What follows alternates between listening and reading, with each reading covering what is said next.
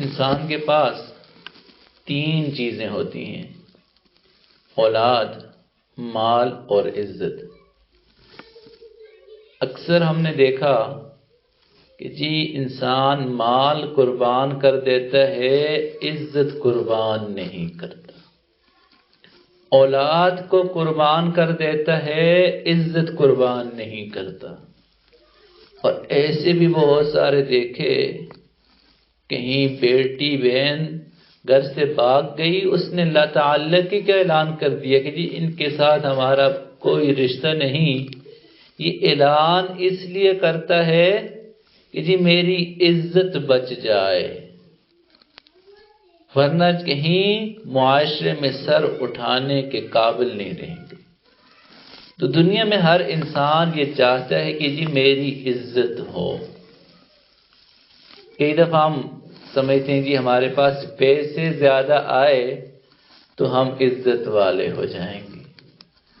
عورتیں یہ سمجھتی ہیں کہ اچھے کپڑے پہن لیے تو ہمیں عزت ملے گی، اچھی جیولری پہن لی تو ہمیں عزت ملے گی۔ اور مرد یہ سمجھتے ہیں کہ جی ہمارے پاس اچھی ڈگری آ گئی تو ہمیں عزت ملے گی، ہمیں جو ہے بڑی پوسٹ مل گئی، ہم عزت والے ہو گئے، ہم جو ہے الیکشن میں کامیاب ہو گئے تو ہم عزت والے بن گئے۔ تو دنیا والے یہ سمجھتے ہیں عزت جو ہے کپڑوں میں ہے، عزت جو ہے جیولری میں ہے، عزت جو ہے پیسے میں ہے۔ لیکن یہ ساری عزتیں در حقیقت عزت نہیں ہے۔ جس کو ہم یہ سمجھتے ہیں کہ جی عزت ہے، کئی دفعہ آپ دیکھیں پیسے والے بھی ذلیل ہو جاتے ہیں، کرسی والے بھی کئی دفعہ ذلیل ہو جاتے ہیں، اور ڈگری والے بھی کئی دفعہ ذلیل ہو جاتے ہیں۔ تو ان سب چیزوں کے باوجود انسان کو عزت نہیں ملتی۔ یہ عزت کا معیار ہے ہی نہیں جس کو ہم سمجھتے ہیں کہ جی اس سے ہمیں عزت مل جائے گی۔ حدیث مبارکہ میں ہے اذا احب اللہ عبدا، جب اللہ کسی بندے سے محبت کرتے ہیں تو فرشتوں کو کہتے ہیں فرشتوں فلاں بندے یا بندی سے میں محبت کرتا ہوں، تم بھی اس سے محبت کرو۔ پھر وہ فرشتے زمین پہ اعلان کرتے ہیں زمین والوں فلاں بندے سے اللہ محبت کرتے ہیں، تم بھی محبت کرو۔ تو زمین والے پھر اس سے محبت کرتے ہیں۔ یہ عزت کا معیار ہے کہ جب محبتیں بغیر کسی طمع کے مل جائیں۔ آپ سوچیں کہ یہ کیسی محبت ہوگی۔ امام شافعی رحمہ اللہ فرماتے ہیں کہ میں نے 40 سال تک کوئی ایسی نماز نہیں پڑھی جس میں نے اپنے استاد کے لیے دعا نہ کی ہو۔ یہ عزت کا معیار ہے۔ یہ عزت جو ہے یہ وہ عزت ہے جس کو کوئی چھین نہیں سکتا۔ آج پولیس والا سامنے نظر آئے گا، ہم سلوٹ کرتے ہیں، وہ آگے چلتا ہے، ہم پیچھے سے گالیاں دے رہے ہوتے ہیں، اس کی غیبت کر رہے ہوتے ہیں۔ وہ سمجھتا ہے کہ جو مجھے سلوٹ کرتا ہے وہ میری بڑی عزت ہے۔ تو کئی دفعہ خواتین بھی یہ چاہتی ہیں کہ جی فلاں میری عزت نہیں کر رہا، فلانے کے گھر میں گئی تو اس نے میری عزت نہ کی۔ تو ہم زبردستی عزتیں چاہ رہے ہوتے ہیں۔ بھائی زبردستی عزت مل بھی گئی تو وہ عزت تھوڑی دیر کی ہوگی، اور جو عزت اللہ رب العزت دیں گے وہ عزت ہمیشہ رہے گی۔ وَتُعِزُّ مَن تَشَاءُ وَتُذِلُّ مَن تَشَاءُ۔ عزت بھی اللہ کے ہاتھ میں اور ذلت بھی اللہ کے ہاتھ میں۔ اس لیے کبھی پریشان نہ ہوا کریں کہ جی مجھے عزت نہ ملی، میں فلانے جگہ گئی، فلانی شادی میں گئی، فلانے پروگرام میں گئی، فلاں سے ملنے گئی، اس نے میری عزت نہ کی۔ اور عورتوں میں تو ایک اور بیماری، جی وہ اٹھ کے مجھ سے نہیں ملی تو میں نے بھی اس سے سلام نہیں کیا۔ یعنی ہم یہ سمجھتے ہیں کہ جی کوئی اٹھ کے ہمیں عزت دے، کوئی ہمارا اکرام کرے۔ حدیث مبارکہ میں ہے کہ جو بندہ یہ چاہتا ہے یا پسند کرتا ہے کہ لوگ اس کے سامنے اٹھ کے کھڑے ہوں، وہ اپنا ٹھکانہ جہنم میں بنا لے۔ یہ دنیا میں جو عزتیں ہم مخلوق سے چاہتے ہیں، یہ غیر اللہ سے مانگنا ہوا نا۔ شرک کہتے کس کو ہے؟ غیر سے جو ہے غیر کی عبادت کرنا، غیر سے امیدیں رکھنا کہ جی یہ میری عزت کرے گی۔ ساس رو رہی ہوتی ہے کہ بہو میری عزت نہیں کرتی، بہو رو رہی ہوتی ہے کہ جی ساس میری عزت نہیں کرتی، نند میری عزت نہیں کرتی۔ تو ہم عزتیں مخلوق سے چاہتے ہیں۔ ان العزت للہ جمیعا، عزت ساری کی ساری اللہ کے پاس ہے۔ اب سوچیں میری بہنوں، ایک بات سوچ لیں کہ ساری دنیا،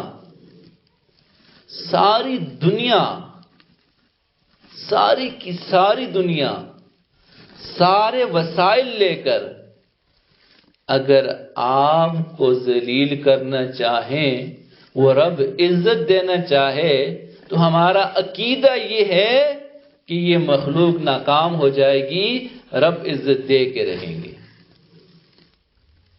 حدیث مبارکہ میں ہے وَاعْلَمْ أَنَّ الْأُمَّةَ لَوْ اجْتَمَعَتْ عَلَىٰ أَنْ يَضُرُّوكَ بِشَيْءٍ، جان لو، وَاعْلَمْ کا مطلب یہ کہ عقیدہ بنا لو، ذہن نشین کر لو، یاد کر لو یہ جملہ، ان الامت لو اجتمعت علی ان یضروک بشیء، ساری دنیا جمع ہو جائے آپ کو نقصان پہنچانا چاہے، وہ نقصان نہیں پہنچا سکتی، ہاں جو اللہ نے مقدر میں لکھا ہے۔ کوئی نہیں روک سکتا، نہ رزق روک سکتا ہے، نہ اولاد کی بندش ہوتی ہے، نہ فلانے نے کچھ کیا ہوتا ہے۔ اللہ نے جو مقدر میں لکھا ہے وہی کچھ ہوگا۔ وَاعْلَمْ أَنَّ الْأُمَّةَ لَوْ اجْتَمَعَتْ عَلَىٰ أَن يَنْفَعُوكَ بِشَيْءٍ لَمْ يَنْفَعُوكَ بِشَيْءٍ إِلَّا قَدْ كَتَبَهُ اللَّهُ لَكَ۔ عقیدہ بنا لو، سارے لوگ مل کر آپ کو نفع دینا چاہیں، وہ نفع نہیں دے سکتے سوائے اس کے جو اللہ نے مقدر میں لکھا ہے۔ وَإِذَا سَأَلْتَ فَاسْأَلِ اللَّهِ، اس حدیث میں آگے ہے جب مانگو تو اللہ سے مانگو، وَإِذَا اسْتَعَنْتَ فَاسْتَعِنْ بِاللَّهِ، اور جب مدد چاہو تو تب بھی مدد اللہ سے مانگو۔ عزت مانگنی ہے تو اللہ سے عزت مانگو۔ تو کئی دفعہ یہ عزت نہ ملنا ہمارے گناہوں کی وجہ سے ہوتی ہے، ہماری نافرمانیوں کی وجہ سے ہو رہی ہوتی ہے۔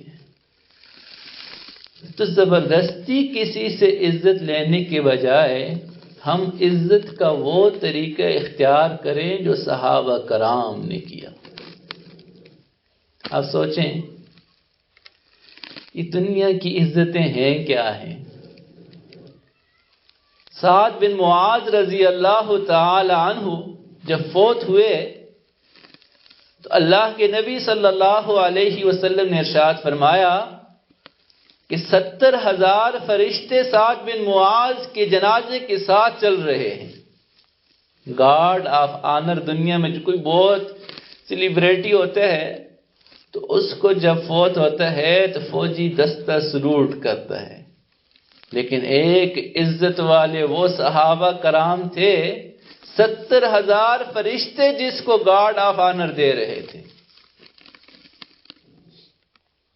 اللہ کے نبی نے حضرت ام سلیم رضی اللہ تعالی عنہ عورت تھی، لیکن اللہ کے نبی کی محبت میں اتنی فریفتہ، فنا فی الرسول تھی۔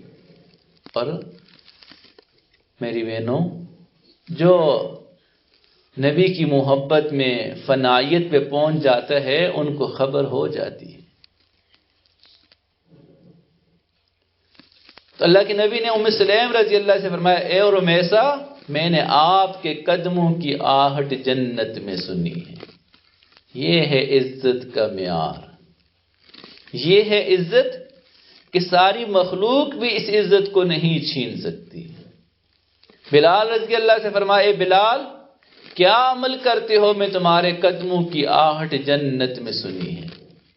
حارثہ بن نعمان رضی اللہ تعالی عنہ، اللہ کے نبی نے فرمایا کہ حارثہ، میں نے جنت میں آپ کے قرآن پڑھتے ہوئے آپ کو سنا۔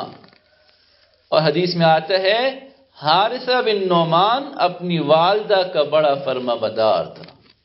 مشکات کی روایت، اللہ کے نبی نے فرمایا، کذالکم البر، یہ نیکی ہے، کذالکم البر، یہ نیکی ہے، یعنی یہ جوان کا بچہ ہے، یہ تو کام کرنے والا ہے، ماں کا فرما بردار، ماں کے ساتھ اچھا سلوک کرنے والا۔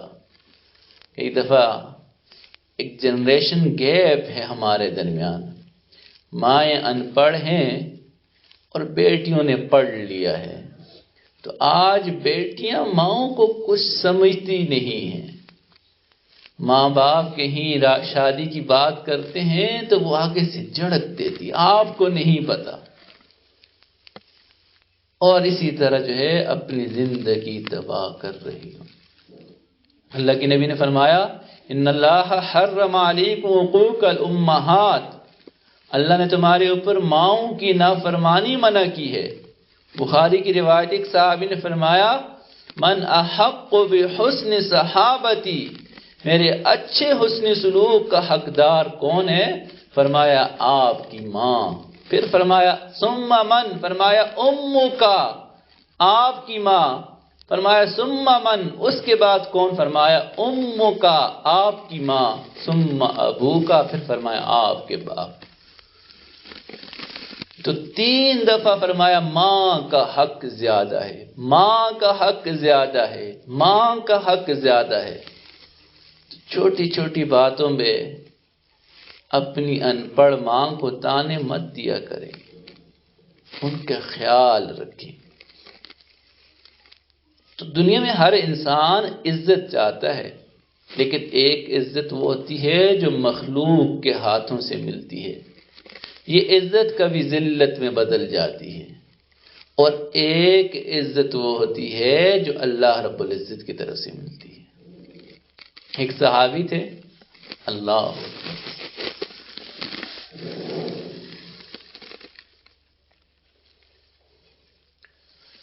حضرت جلبیب رضی اللہ تعالی عنہ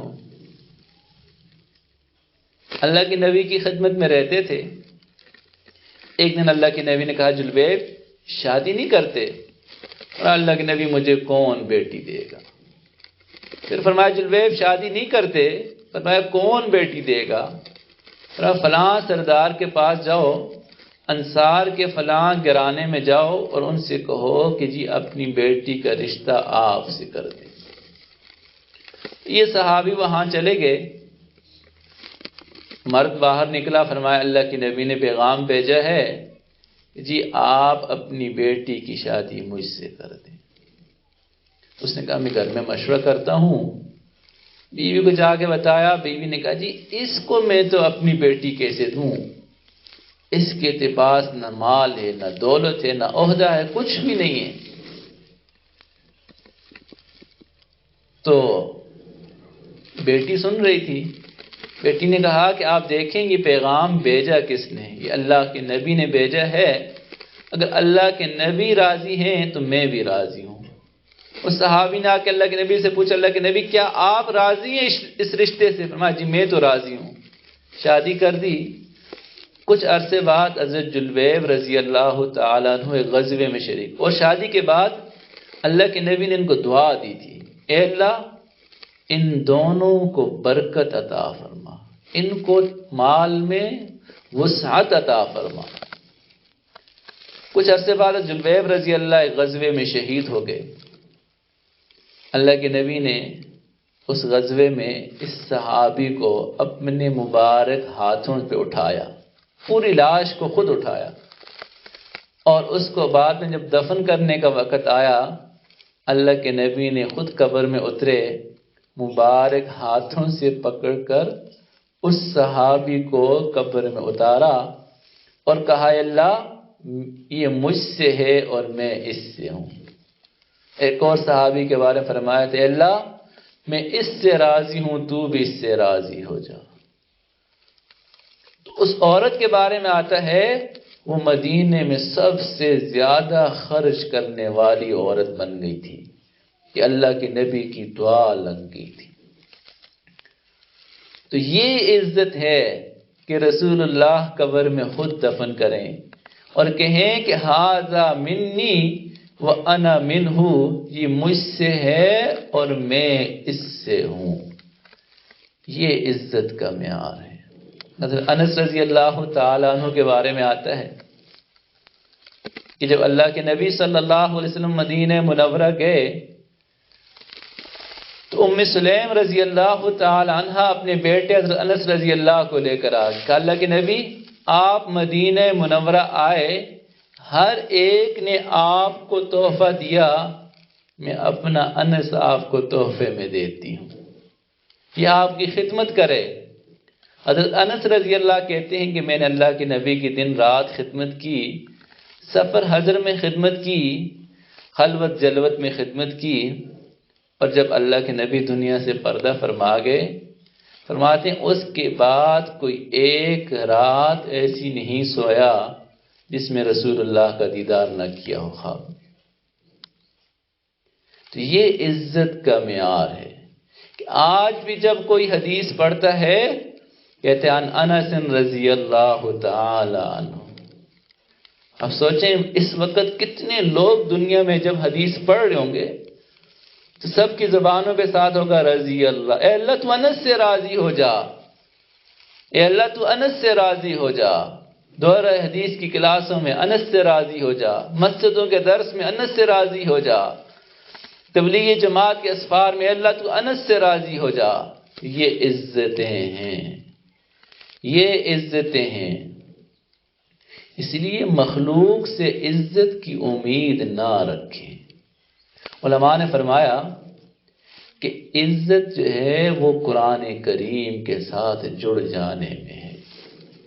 خیرکم من تعلم القرآن وعلمہ، تم میں سب سے اچھا وہ ہے جو قرآن کریم سیکھے اور دوسروں کو سکھائے۔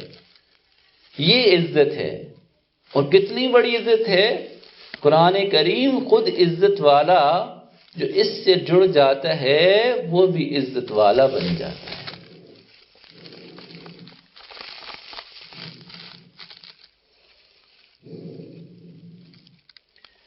حدیث مبارکہ میں آتا ہے، آپ سوچیں یہ کتنی عزتیں ہیں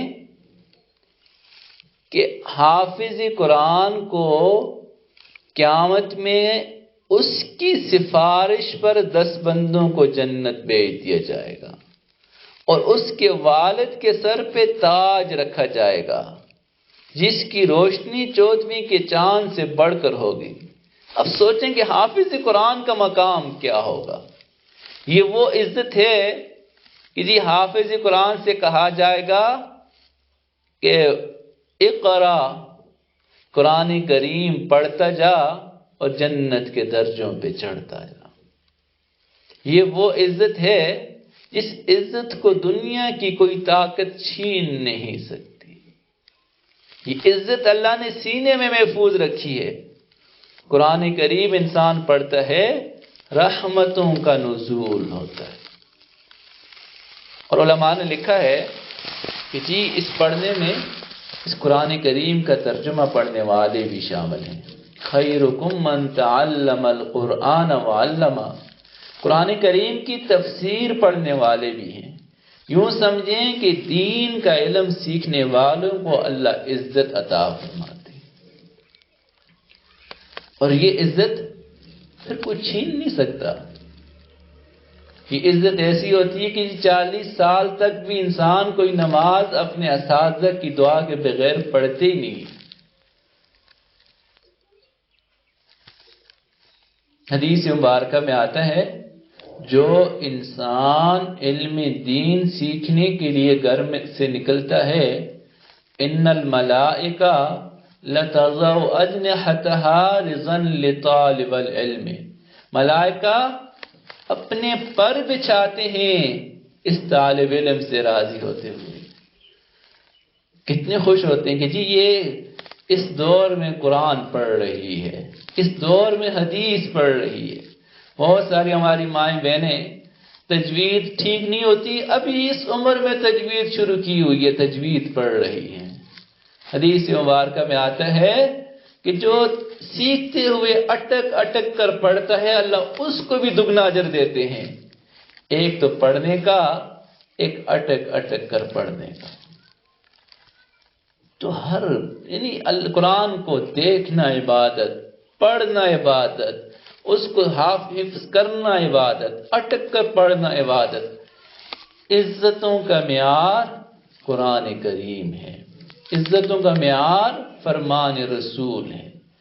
جو بھی اس دین کے ساتھ جڑ جاتا ہے، حدیث مبارکہ میں ہے من خرج فی طلب العلم فہو فی سبیل اللہ، جو علم کے لیے نکل جاتا ہے گھر سے وہ اللہ کی راہ میں ہوتا ہے. اور ایک روایت میں آتا ہے، آپ سوچیں کہ من خرج فی طلب العلم کان کفارۃ لما مضی، جو علم کے لیے نکلتا ہے اللہ اس کے پچھلے گناہوں کو معاف فرما دیتے ہیں. یعنی اتنا عظیم کام ہے کہ چھوٹی موٹی غلطیاں چلو معاف، لیکن یاد رکھیے گا یہ علم عزت کی چیز ہے لیکن حاصل ذلت سے ہوتا ہے. اساتذہ کے سامنے اگر آپ عمر میں بڑی ہیں، مالدار ہیں، کچھ بھی، اپنے اساتذہ کے سامنے عاجزی کرنی ہوگی. ایک محدث کا واقعہ پڑھا، حیران ہو گیا. اللہ اکبر، حدیث کا درس دے رہے تھے، سامنے گلی میں کچھ چھوٹا سا بچہ آیا، ان کو دروازے کلاس سے نظر آیا کہ جی بچہ باہر گلی میں کھیل رہا ہے. تو یہ فوراً کھڑے ہو گئے، پھر بیٹھ کے پڑھانے لگے. تھوڑی دیر بعد دیکھا کہ جی پھر کھڑے ہو گئے، پھر پڑھانے لگ گئے. 3-4 دفعہ وہ پڑھاتے پڑھاتے اچانک کھڑے ہو جاتے. شاگردوں نے پوچھا کہ حضرت یہ کیا معاملہ تھا، آج آپ کلاس میں اچانک 3-4 دفعہ کھڑے ہوئے؟ فرمایا کہ جی میرے استاد کا پوتا سامنے گلی میں کھیل رہا تھا، جب وہ دروازے پہ آتا مجھے نظر آتا، میں اس کے احترام میں کھڑا ہو جاتا کہ جس طرح استاد کا احترام ضروری، استاد کے پوتے کا احترام بھی اتنا ضروری. ایسے لوگ بھی تھے. ایک محدث فرماتے ہیں کہ جی ایک دن میری مزاج یہ تھا میں بغیر وضو کے کتاب کو ہاتھ نہیں لگاتا تھا. ایک دن جو ہے پیٹ خراب تھا، رات کو 17 مرتبہ مجھے وضو کرنا پڑا، لیکن میں نے ہر بار وضو کیا. یہ کتاب کا احترام کیا، مدرسے کا احترام کیا. تو یہ عزتیں انسان کو ملتی ہی تب ہیں جب وہ ادب کرتا ہے. کتابوں میں لکھا ہے 2 طالب علم نے کسی مدرسے میں پڑھا،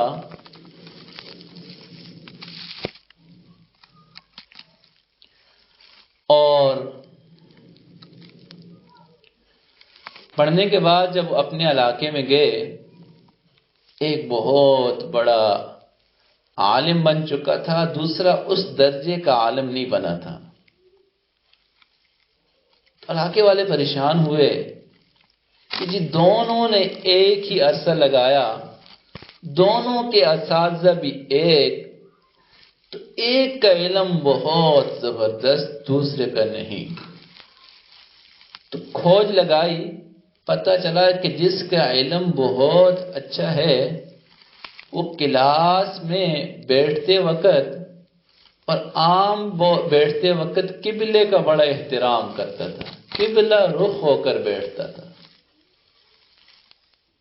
پہلے دور میں قبلے کی طرف ٹانگیں کرنا بھی بڑا منع تھا، بزرگ بوڑھیاں منع کرتی تھی۔ آج قبلے کا احترام بھی نہیں، قبلے کی طرف تھوکنا بھی منع ہے۔ تو قبلے کا احترام بھی ضروری، کتاب کا احترام بھی ضروری، استاد کا احترام بھی ضروری۔ یہ جب سارے ادب آداب جمع ہو جاتے ہیں تو تب جا کے انسان کو عزتیں در عزتیں ملتی ہیں۔ اور اپنے اساتذہ کے بارے میں آپ کی سوچ ایسی ہونی چاہیے۔ حضرت علی رضی اللہ کا جملہ مجھے عجیب لگتا ہے، آپ بھی سن لیں۔ انا عبد لمن علمنی حرفا، فرمایا کہ جس نے مجھے ایک حرف سکھا دیا میں اس کا غلام ہوں، چاہے مجھے بیچے چاہے مجھے آزاد کر دے، میں اس کا غلام ہوں جس نے مجھے ایک حرف سکھا دیا۔ چونکہ یہاں بچیاں ماشاءاللہ پڑھتی بھی ہیں، دراسات کا کورس بھی کرتی ہیں، تو اپنے اساتذہ سے محبت رکھیں۔ ایک واقعہ لکھا مجھے کسی نے جگہ پڑھا، بہت اچھا لگا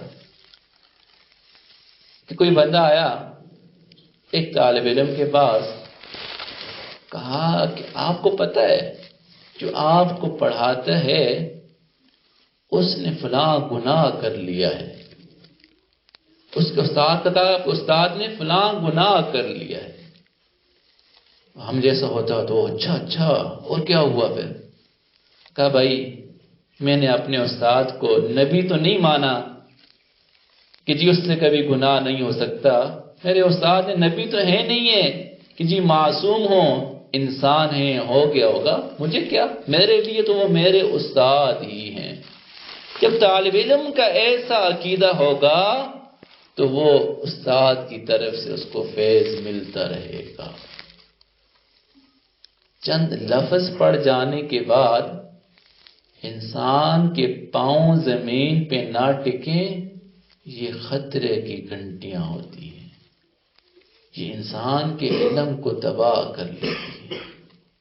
اس لیے جن بچیوں نے اس سال دراسات کا امتحان دیا، اول دوم کا امتحان دیا، مبارکباد کی مستحق ہیں کہ اللہ نے ان کو قرآن و حدیث کی سمجھ دی۔ جن خواتین نے پورا سال قرآن کریم پڑھا، ترجمہ سیکھا، ناظرہ قرآن کریم پڑھا، ساری مبارکباد کی مستحق ہیں۔ لیکن اب کام ختم نہیں ہوا۔